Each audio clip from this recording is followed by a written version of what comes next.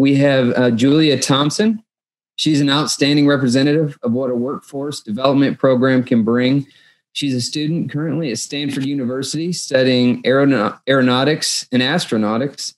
She's co-president of the Stanford Student Space Initiative, which is a student-led organization of 300. It's also one of hundreds of similar organizations and universities across the country focusing on space rocketry, launch, orbital mechanics, robotics, and satellites, with the primary goal of reaching the moon. She has an exciting and fresh perspective on looking forward to learning more about these university networks blossoming around the country. Ms. Thompson, do we have you here? Hello, my name is Julia Thompson, and I am the co-president of the Stanford Student Space Initiative, or SSI for short. In this presentation, I'll tell you a little bit about our organization, some of the projects that we have worked on and are currently working on, and how this relates to broader developments in the space industry. I'm a member of the Stanford class of 2022, majoring in aero-astro. I've been interested in space since high school, being part of programs such as Virginia Space Coast Scholars and Zero Robotics. But when I got involved in SSI in 2018, I decided I wanted to pursue a career in the space industry. Currently, I am one of the co-presidents of the organization. So what is SSI? We are the largest project-based engineering group on Stanford's campus. We're made up of 7 distinct project teams, some with a technical focus and some with a non-technical focus. Our membership is primarily undergrads. We have about 90% undergrads and 10% grad students, mostly master's students. And we really do a lot of work to help prepare students for careers in the space industry. In a survey, we have 282 active members as of this fall, which, especially considering a virtual quarter, was a great success for us in onboarding and retaining members. Our mission is to give the future leaders of the space industry the hands-on experience and the broader insight needed to realize the next era of space development. And what that looks like is giving people real-world engineering experiences with meaningful projects when they might not have had any before. As you can see from these survey results, the work that SSI does to give people relevant experience is crucial. A very large proportion of our members either had no experience before joining or very little, and through their work in SSI have been prepared for careers in the space industry. So what sort of projects does SSI work on? Our entirely student-led and student-run organization is made up of these 7 teams. Our satellites team is one of our oldest teams. We started with the Stanford Nano picture satellite in 2015, a 1/4U CubeSat developed in collaboration with the Stanford Research Lab. Then we built Pointer, the polar orbiting infrared tracking receiver, to develop an optical communications in-flight demonstration that is currently in space and was launched in late 2018. Currently, we are working on Project Sequoia. Project Sequoia is a 3U CubeSat demonstrating onboard image classification with updatable machine learning models. We also have a rocketry team. Our rocket team has been involved in the intercollegiate rocket engineering competition for multiple years now. We won in the commercial off-the-shelf solid motor 30,000 foot category in 2017, and we were the runner-up in the same category in 2018. In 2019, we also won 2nd place in the payload challenge due to a collaboration with our biology team developing a protein crystallization payload to work aboard our rocket. For the IREC team, which we call Project Olympus, we are also currently developing a nitrous and kerosene liquid bipropellant engine, giving our members real-world exposure to propulsion, which is a field that college students often don't get to explore. We are also developing a staged rocket for the FAR 1030 competition, which is a competition for teams to reach either 10,000 feet or 30,000 feet, similar to IREC, and we did successfully demonstrate staging with that rocket last year. We also have programs for our members to get level 1 and level 2 certifications. Actually, that picture of me at the beginning was me getting my level 2 certification in the spring, right before COVID hit, actually. And we have a Project Jupiter where members can work on smaller rockets in smaller teams, specifically aimed at freshmen and other new members to get them excited about rockets and ensure that everyone feels comfortable joining our rocket team. Next up, we have our balloons team. Our balloons team has two main focuses: improving balloon performance and applying balloon technology for useful applications. We currently hold the world record for endurance of a latex balloon. We developed innovative altitude control technology by using valve and ballast systems. And we actually even broke our own record one time with this balloon. It's flown from California all the way to Spain and to Morocco. And we actually recently won the Global Space Balloons Challenge with one of our teams. In addition to our work on altitude control, we've also been working on demonstrating parafoil-based or glider-based recovery systems. We've been testing both, and manufacturing our own zero pressure balloons, which you can see in this image. That balloon cost about $2 to make. So it makes it much more accessible to send payloads to near space.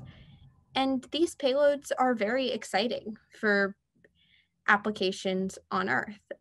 We have a Cyclone team, the team that won the Global Space Balloons Challenge, aimed at tracking hurricanes, looking at wind speed, monitoring them, because balloons fly at an altitude that is uniquely suited for tracking these weather events.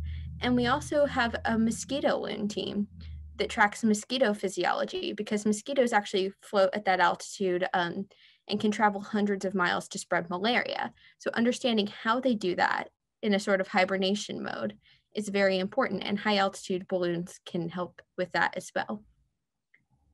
Since we have such an awesome rocket and balloon team, we actually decided to combine them for our Spaceshot team. This is set to be the most economical method to reach space by several orders of magnitude. A launch past the Kármán line of 100 kilometers would cost about $5,000 with this method, which is, again, multiple orders of magnitude below the next comparable method. It's also completely open source, not export controlled at all. So this is a way that pretty much anyone would be able to look at our mechanism and use it to build their own launch vehicle. We are using a unique finless spin stability system because this rocket will be air launched from a zero pressure balloon. So this is a sub-team that combines two of our most successful and award-winning projects teams. Our biology team, which collaborated with our rockets team to win second place in the payload challenge in Iraq last year, has also built a DNA synthesizer for microgravity.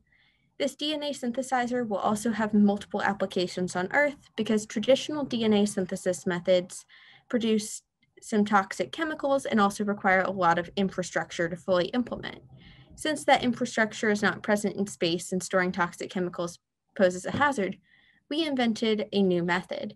So this would actually work very well for rural and underserved areas on Earth as well.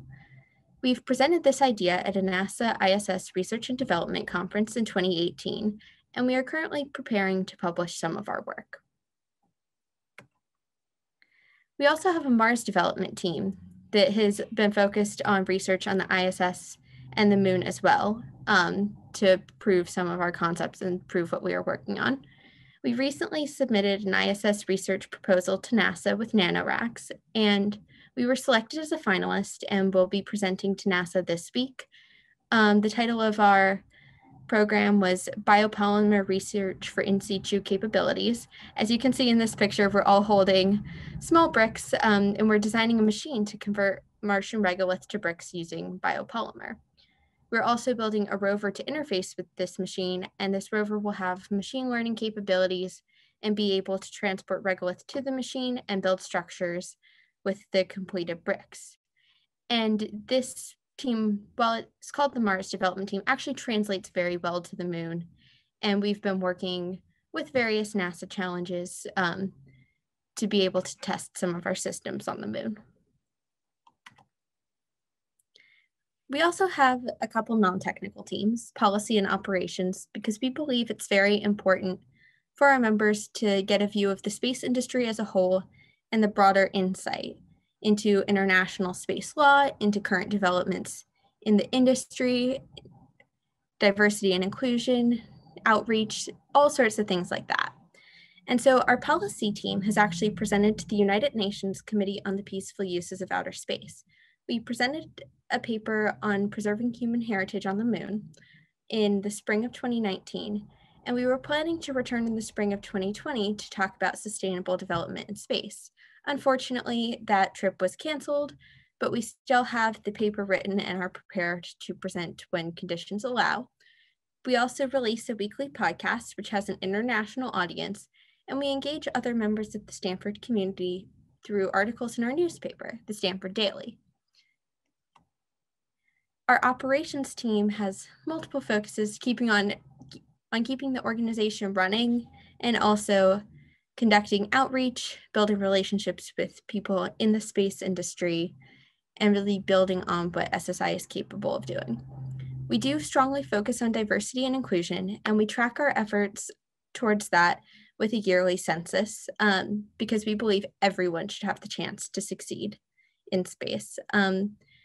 We also conduct lots of outreach to high school students and host frequent events, onboarding, workshops, all sorts of things like that, so that we can truly engage anyone who is interested in space. And we hold events with sponsors and maintain relationships with the industry as well through our operations team. Here are some fun quotes about our projects. When we reached out about launching Spaceshot, the U.S. Air Force responded calling our project badass. Elon Musk has said this seems pretty cool. And Tori Bruno has also said that our projects seem fun. So we've been endorsed by a wide variety of professionals in the space industry, as you can tell. And just to recap, before I move on to the trends in the space industry that have allowed a group like ours to succeed, we do have a strong emphasis on education and inclusion, and we are successful due to our student focus. Since this is entirely student-led and student-run, like I'm 20 and I'm in charge of a space program right now. Not a lot of people can say that, and I think that that's a really cool and unique opportunity through SSI. And because we're 90% undergrads, we're really meeting people at a point where they're deciding whether they want to pursue careers in the space industry, when they're deciding like what this means to them. And so our work is very important in preparing the future leaders of the industry. So now I'll move on to what developments in the space industry have made a group like ours possible. First of all, there are 2.2 million people working in the aerospace and defense industry now. So that means that the jobs are there, that like my choice to major in aeronautics and astronautics and to build a career based off this is a good choice, and that there are opportunities there for people like us. Also, since companies and NASA and multiple other organizations recognize the importance of building the workforce of the future and in interacting with students, projects like IREC have many hundreds of students from dozens of schools. Each year, NASA has 32 university teams as its student launch teams for 2020 and 2021. And so support from industry, support from NASA, and having many other student groups across the country and around the world focused on rocketry, satellites, and really developing an interest in skills in space has been a real game changer recently. Also, for satellites specifically, launch costs to orbit have been declining significantly over time. And that means that student payloads are now significantly more likely to be able to be launched to space. And building off of that, the development of the CubeSat form factor in 1999 by professors at Cal Poly and at Stanford, which are much cheaper and smaller ways to launch satellites, more standardized. And so now they're used by university students as well as even middle and high schools because they are much more accessible than traditional satellite launches.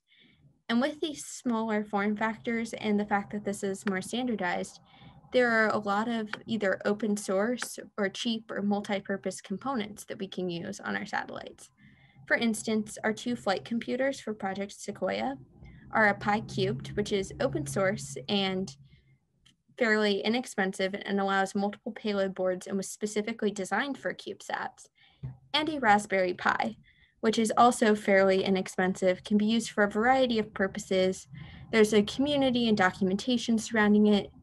So building a satellite has become much more accessible because these components exist now.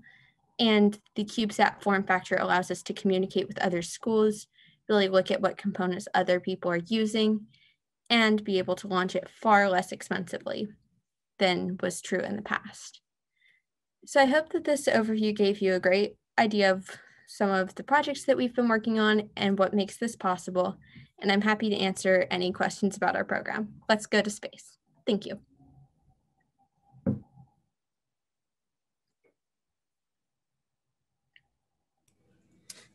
Thank you very much, Julia. That was terrific. Kind of in keeping of the theme, how the day has really evolved was we've talked about some of the big ideas in space, and then we've drilled into investments, and then how that technology evolves. And then our last speaker was talking about kind of the global and national context of the education as workforce component.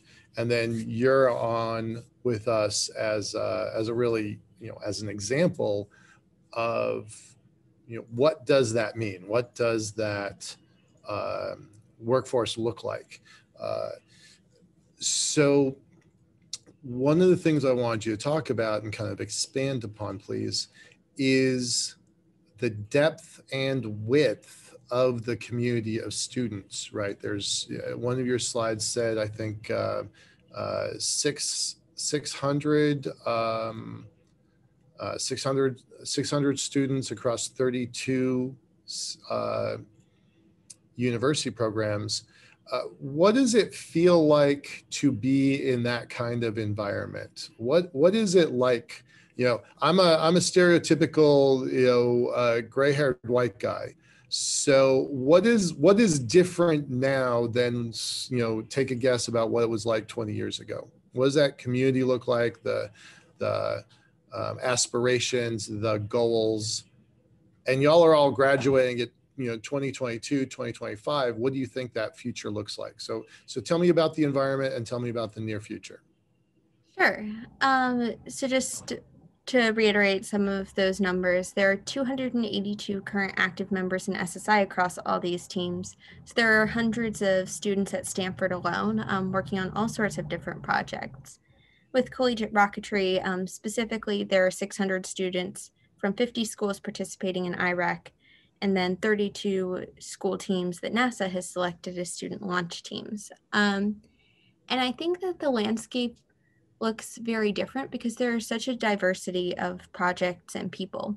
SSI is mostly made up of engineering majors, but we have political science, East Asian studies, chemistry, all sorts of different fields intersecting with space. And we really encourage that because we think that we need bright thinkers from all sorts of disciplines to really solve the upcoming challenges in space. And in terms of diversity of people, both co-presidents of SSI are currently women, and we do try to encourage people from all backgrounds, even with no experience, to really join our teams, get invested. We are open to anyone. We don't select or cut any members at all. So I think that there is a growing interest in space among my generation. I think that the diverse range of projects that SSI has really speaks to the diversity and opportunities and the diversity and backgrounds that we will bring over the next 15 years. So I don't have any super concrete predictions about that, but I am very excited to watch the space industry expand. You pointed out, as are we all, I mean, we're all pretty excited about this stuff. You pointed out that there's 2.2 million folks in the industry already. Do you expect that you and the rest of your classmates will join aerospace, or will you branch off into other specialties? Not everyone becomes a propulsions engineer. So where do you think that your path, or maybe the rest of your classmates' path, looks like? What does that look like? Yeah. So personally, I can say I'm very set on going into the space industry, which, given my major, is probably not surprising. Stanford actually only developed their aeroastro undergrad major pretty recently. I believe that the first class to graduate from our undergrad program was actually 2019.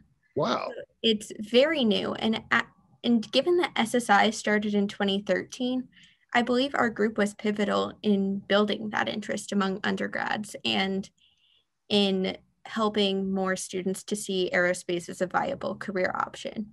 I will say that most of the people who I know who are heavily involved in SSI are very interested in aerospace specifically and will be pursuing careers in that industry. But we take engineers and all sorts of people, regardless of whether they ultimately pursue a career in the space industry. And we've just been really focused on building that interest, building those skills. And as the new Aero Astro undergrad program suggests, we've been very successful in encouraging students to pursue these careers. I'm going to encourage folks to ask some questions. There's some industry folks on this call, but I don't know if you know this information, but pre-COVID, let's go back a year in time to spring last year. Do you have any idea what the uptake rate was? Lila from our team says this woman has a really bright future ahead of her, a great leader for space now and tomorrow. Totally agree with that. But tell me about your classmates that graduated. Were they in demand? Did they get jobs? Did they get offers? Are they, moving on to master's programs? Tell me about your classmates. A lot of them did choose to pursue master's degrees because Stanford offers a program where you can apply for something called a co-term, basically stay a fifth year and get a master's. And that's a pretty popular option. So I will say that a lot of my friends who have graduated very recently have chosen to pursue that. But pretty much everyone I know was able to get jobs in their field. The vast majority in the aerospace industry. So I believe that they were very in demand. They were able to apply successfully to a wide range of space companies, ranging from startups all the way to like Blue Origin and SpaceX, and everything in between. So yes, between graduate programs, which they pursued by choice, and industry, I think that my classmates and my friends have been very successful. So you mentioned startups and you mentioned Blue and SpaceX. Did they go into NASA? Did they go to the Air Force? Was there a bias towards commercial or away from commercial efforts? Did they go into the really big primes like Boeing and Lockheed? Where if you were kind of put a scatter graph out there, where did they wind up? Yeah, there have been some who've wound up at NASA or Boeing specifically. And I know a bunch of people who've had internships there as well, so might be going there eventually, because a lot of the people I know are still currently students. And so I would say there has been a pretty heavy bias towards commercial, because I think that commercial has had a lot of really new and exciting ideas, and something that the majority of SSI members have really wanted to engage in. but Boeing, NASA, there have been some more traditional companies and also government agencies where we've seen graduates go as well. Okay. What's the recruiting process look like? So I'm a private company, not very big. There's companies out there with, hundreds of thousands of employees, and then there's, governmental programs. What's the recruiting process? How, both directions, how do organizations reach in, and then how do y'all reach out? There are a lot of organizations who reach out to us, asking about sponsorships, asking about events, things like that they either would like to speak to our members, support our work, and we're always very happy to talk to anyone in the industry and really build those relationships. And over the past few years, we've developed relationships with multiple sponsors and have held industry events very regularly. And so that's sort of something that goes both ways, where companies can reach out directly to our members and we can learn more about internship and job opportunities that may be available. We also communicate with each other over Slack mostly about job and internship opportunities that we know of, places that we've worked, and like what we thought about our experience there. Because for most companies, we probably have at least one member who worked or interned there at some point. And so we really use each other as resources as well. And that's one really cool thing about our operations team and about having an organization like this at Stanford. It really builds a community. And we're able to use SSI as a resource, and we're able to use each other as resources throughout the recruiting process. We also look for jobs in more traditional ways, where we like go on company websites, email, apply through forms, things like that. Like, we do still apply through the traditional recruiting process that the company sets up, but having events directly with companies and being able to talk to each other about experiences, give tips, and encourage members to apply for companies that they find interesting is a really cool part of that community and the network that SSI builds. Very, very cool. Thank you. We've got about 15 minutes, so we're going to continue the Q&A process. So folks, I encourage y'all to ask some questions. I'm going to ask one more, and then I'm going to pass it on to Michael Mealing for a moment.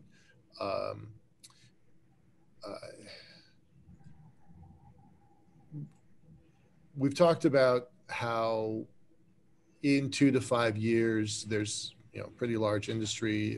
There's demand. There's a skills gap in some cases. There's definitely a demand gap in a lot of organizations. I think you alluded to, but I want to kind of drill into it a little bit more. Are y'all more interested in working for startup companies rather than governmental or military programs, or did I just hear that wrong? A lot of us are more interested on the commercial side, but that's not exclusive. Like, I think that something that we all really enjoy is being with SSI is the design control that we have over our ideas. For instance, with the Spaceshot project, I was the co-lead over the 2019 to 2020 school year, and I was able to make any systems level decisions about the project. I was able to manage the different sub-teams. I was given a lot of control over a space system for a 19-year-old. And I think that really feeling like I think the most important thing with any organization is feeling like we'd be given meaningful work, given design control, and really be able to play a large part in the organization's success and being able to work on something new and exciting. And so I think that those opportunities exist across commercial and government and military organizations. So I think that those types of opportunities and those types of teams are not exclusive to one structure.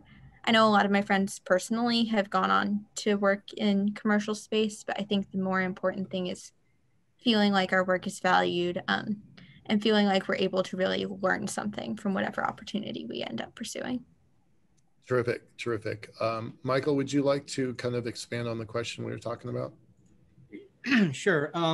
So Michael kind of stole my thunder because I was going to ask for the same question. But of the various cohorts that you're aware of that did sort of go into the commercial side of the business, would you say that they're happy there? Or because one of the things that I've run into in the past is from the outside, working for a commercial company looks like fun, but as some people went to work for SpaceX, realize it has more in common with the Silicon Valley. You sleep under your desk. You generally will do 12-hour days on a regular basis, versus some of the more non-time sensitive things that may happen in government programs, not military, but government programs. Have you seen that kind of breakdown with some of your cohort in the understanding of what commercial space ends up being like in practice? I think something that helps is just being able to hear directly from other SSI members and alumni. So our alumni are all very recent graduates since we started in 2013. So by alumni, I mean people who graduated like within the past couple of years, and most of my friends are still current students. So my perspective on this might be a little limited. But we do have graduates who work at SpaceX and who are happy to talk to current students about what it's really like. So having an inside perspective is really helpful in making those decisions from us. And all of my friends, again, are very early in their careers. And I will say on a side note, I have definitely pulled a 12-hour day for SSI before, more than once, and have slept under a table at a launch site. So this is not completely unprecedented. This is something I would absolutely willingly do again. So I think that we do have a pretty honest and thorough perspective on many of these issues from each other, because we do know people who work at these companies before we decide to commit to working there ourselves. Do you, because having slept on the floor in a hangar underneath a rocket airplane, we sleep where we can. So yeah, I'm right there with you.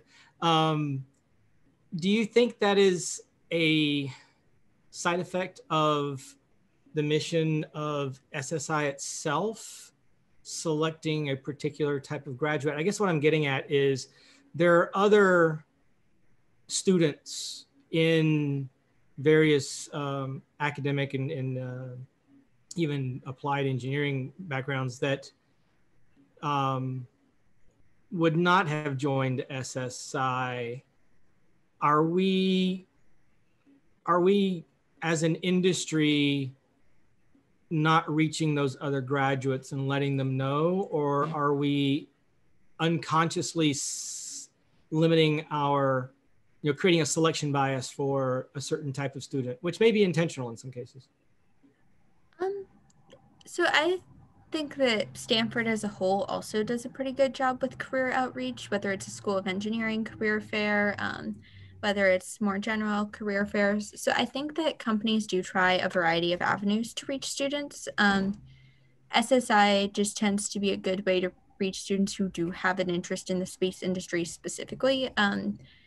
But I feel like other students are able to access career resources through a variety of ways. So I don't think the industry is necessarily shutting anyone out by choosing to talk to us. I think that, and also we do try to be as open and invite just as many new members as possible. I'm a biased example because I'm very heavily involved. And so I want to clarify that pulling 12-hour days and sleeping under the table is not normal. There are a couple of us who have chosen to do it.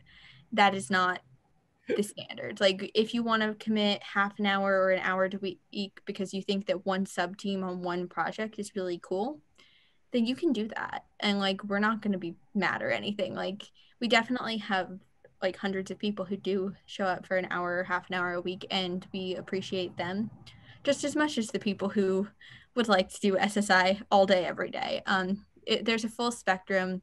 We try to advertise our events as broadly as possible using things like the Aero Astro mailing list, the broader SSI mailing list for anyone who ever expressed interest in SSI, like an activities fair or something like that. So we try as best we can to not gatekeep opportunities and to really invite anyone who even has a passing interest to join our projects, come to our events, things like that. Cool, thank you. I want to point out that Tim Chrisman is going to take over in about 8 minutes, and then in about a little over, well, at the top of the hour, Lieutenant General Quast is going to join us. But keeping in the in this conversation here, there's been some questions about networking, right? So I'm a member of International Space University. That's a pretty powerful network. There's SEDS, Students for Exploration and Development of Space. What would you say the kind of Stanford network of space folks looks like? I mean, it's the Stanford network of Silicon Valley .commers and app builders is legendary. Is there a network? If so, I'm not aware of it. Yeah, so I would say that there are really 3 components to this networking at Stanford with other universities and with industry. At Stanford, it's really between SSI members and SSI alumni who are like connections to the industry, and also various engineering departments where we can reach out to students who might be interested in our organization. And then there's also industry where we have like the speakers and events I've been talking about. Like we had an event with Gwynne Shotwell a couple of years ago. I think we've had an event with like Elon Musk. We've had events with some really awesome people in the industry. And then there's also networking between universities. A lot of that takes place at some of these university competitions like IREC. There's a college rocketry Slack where basically teams from all over the world who do college rocketry are able to ask each other questions, are able to talk about their ideas, talk about their projects. And Stanford's actually been leading an effort to develop something that we're informally calling the Blue Dot Consortium. And this is more focused on satellites, but our satellites team has reached out to most other universities in California, a bunch of Cal State, a bunch of UCs, Cal Poly Pomona, bunch of organizations like that, and people interested in building CubeSats. And we've actually expanded out of California, and we have a Discord server where all of us talk about our projects, share ideas. And that's something that's really cool about using common and open source or inexpensive or multi-purpose parts like the Raspberry Pi or Pi Cubes. Like we can talk about that with each other. Like we can hop on a call with Harvard or with Cal Poly Pomona or University of Nevada, Las Vegas and be like, hi, we're having an issue with this. Anyone else run into the issue? Want to hop on a call to debug really quick? So I think using technology platforms to reach out to other schools and build relationships has been very helpful for a lot of our teams. I mentioned rockets and satellites specifically, but this is true for everyone. And so the students have kind of created their own networking structure in a way. And it's a variety of Slack channels and Discord servers. It's pretty informal, but we're always able to exchange ideas and talk about our projects that way. Tremendous. Thank you. I actually didn't know there was kind of this, I will say, underground digital network. I feel like I'm pretty aware of this kind of thing, but I'm going to want to ask you more questions about that later. That's actually really interesting, that kind of global, I don't know what to, knowledge base, a global knowledge base. I think that's pretty powerful, and that was actually quite surprising to me. I'm gonna turn the microphone over for just a moment to Al. Al, can you turn on your mic and voice your comment, please? And keep in mind, we have a pretty tight schedule of just 3 minutes. Okay, sorry, this is Al Tadros at Redwire. Formerly, I was at Space Systems L'Oreal, or Maxar, there in Palo Alto, and worked with a group of students that were doing a balloon launch maybe 2 years ago. Anyway, my comment that I threw in the chat was that it was a hugely positive experience. And one thing that I learned that I think was very encouraging was that many of the students weren't in engineering of any type. They were there because they were enthusiastic about space or space exploration or some aeronautics or some aspect of the community. And I think that that's one thing that's a misconception, is that aerospace or space is very nichey. It's very specific, and yet we definitely have lawyers and investors and the whole spectrum of people that we need in our industry. So I just made that comment that we really need this kind of enthusiasm, and it's a great forum for students of all types to get exposure to the industry, to get insight into the industry, and to interact with our industry. And I would encourage both for-profit as well as government organizations to be involved with these student organizations more. Thanks. Thank you. Yeah, I guess just building off that really quick, that's why we have things like our biology and policy team. And like on the side, like outside of SSI, I'm actually the Model UN team captain as well. And recently I chaired a committee for high school students. I chaired UNUSA at a conference, and being able to combine interests in space and policy and international law was actually a lot of fun. So I think that really encouraging people who are not necessarily traditionally like, yes, I know I'm going to be an aerospace engineer from the time I was 5. I didn't know until I was 18 and joined SSI. And so I think just being like, hey, if you think this is cool, there is a spot for you in our organization. And that's always been our attitude. So I'm glad that you've noticed and appreciated that. Terrific. I'm going to just tell you Michael Mealing's comment. He says, Model UN for the win. So I think you get some support there.